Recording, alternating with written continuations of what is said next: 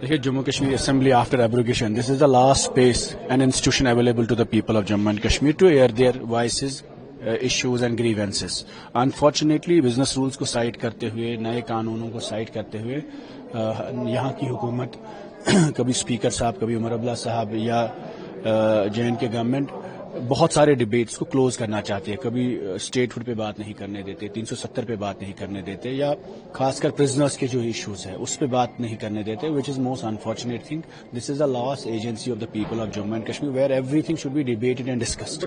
अगर पॉसिबल नहीं है रेमेडी, अगर सोल्यूशंस पॉसिबल नहीं है, but at least allow people to voice their opinions and let people feel that we are hearing and there is a space where we can discuss our issues. Unfortunately business rules के हवाले देते सरकार, यहाँ पे जो चुनी हुई सरकार है, उन्होंने कई डिस्कशंस को क्लोज किया है. About the youth, about unemployment, about governance issues तो बात होती रहती है, but at the same time human dignity के हवाले से, 370 के हवाले से, पॉलिटिकल प्रिजनर्स के हवाले से, तो ये जो सारे इंपॉर्टेंट इश्यूज है, वेरिफिकेशंस और सिक्योरिटी के रिलेटेड जो इश्यूज है, उन पे बात नहीं हो रही है.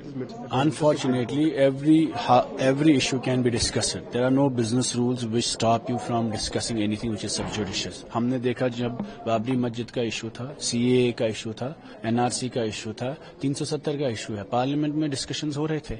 It's a legislative body. अगर यहाँ डिस्कशंस नहीं होंगे तो फिर कहाँ पे होंगे?